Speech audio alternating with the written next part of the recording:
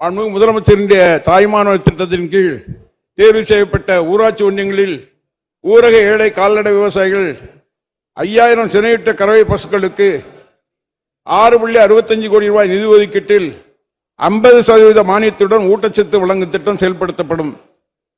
2. பசுந்தீவன உற்பத்தி ஊக்குவிக்கும் விதமாக விருதுநகர், சிவகங்கை மற்றும் ராமநாதபுரம் மாவட்டங்களில் மேய்க்கால் நில மேம்பாட்டு திட்டம் 1.62 கோடி ரூபாய் செலவில் செயல்படுத்தப்படும். மிகவும் பழுதடைந்துள்ள கால்நடை மருத்துவமனை மற்றும் கால்நடை பன்முக மருத்துவமனைகள் 15 கோடி ரூபாய் நிதி ஒதுக்கீட்டில் புதிதாக கட்டப்படும். 4. ஒருங்கிணைந்த சுகாதார திட்டத்தின் கீழ் 200 கால்நடை மருத்துவர்களுக்கும் 20 லட்சம் ரூபாய் நிதி ஒதுக்கீட்டில் திறன் மேம்பாட்டு பயிற்சி வழங்கப்படும். 5. தீவன உற்பத்தி தொழில்நுட்பங்கள், மேம்பட்ட தீவன உற்பத்தி, சேமிப்பு மற்றும் பண்பாட்டு தொழில்நுட்பங்கள் குறித்து தமிழ்நாடு வேளாண்மை பல்கலைக்கழகத்தில் 30 லட்சம் ரூபாய் நிதி ஒதுக்கீட்டில் கால்நடை பராமரிப்புத்துறை அலுவலர்களுக்கு பயிற்சி அளிக்கப்படும். 6. தற்போது இயங்கிக் கொண்டிருக்கும் அடையாறு செல்லப்பிராணிகள் சிகிச்சை மையம் நவீன தொழில்நுட்பங்களுடன் கூடிய தனித்துவம் வாய்ந்த சிகிச்சை மையமாக 5 கோடி ரூபாய் நிதி ஒதுக்கீட்டில் தரம் உயர்த்தப்படும். 7.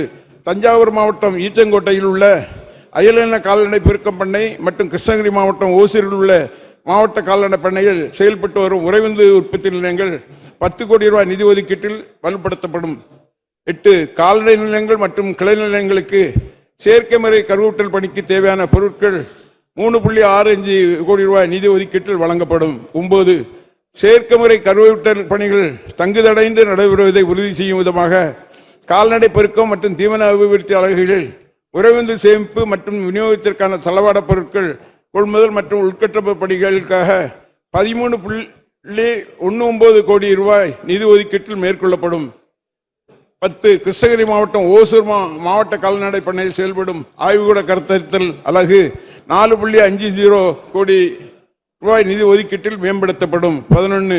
ஏழை எளிய மக்களின் உடனடி தேவையை பூர்த்தி செய்யும் ஆட்டினங்களின் உற்பத்தி மற்றும் இனப்பெருக்கத்தை மேலும் மேம்படுத்திட தமிழ்நாடு மாநில வெள்ளாடு செம்மறியாடு உற்பத்தி மற்றும் இனப்பெருக்க கொள்கை உருவாக்கப்படும்.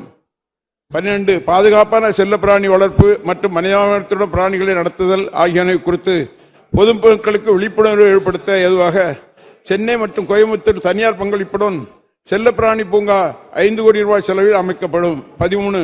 துறையில் உள்ள கால்நடை பண்ணைகளில் பசுந்தீவன உற்பத்தி மேற்கொள்ளப்பட்டு நவீன தீவன வங்கி திட்டம் 2 கோடி ரூபாய் நிதி ஒதுக்கீட்டில் செயல்படுத்தப்படும்.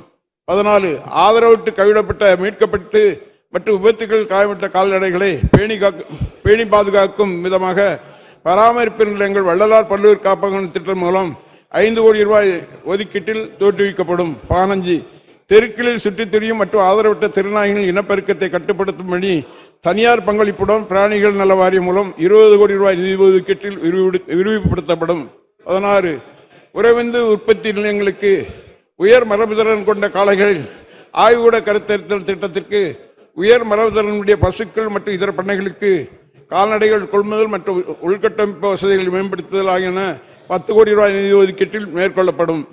17. தெருநாய்களுக்கு கால்நடைகளுக்கு இடையிலான மோதல் மற்றும் தெருநாய்கள் உட்பட கால்நடைகளுக்கு மனிதர்களுக்கு இடையிலான மோதல் ஆகியவற்றை கையாளும் வழிமுறைகளோடு ஆதரவற்ற மற்றும் கைவிடப்பட்ட கால்நடைகளுக்கான கொள்கை உருவாக்கப்படும். 18.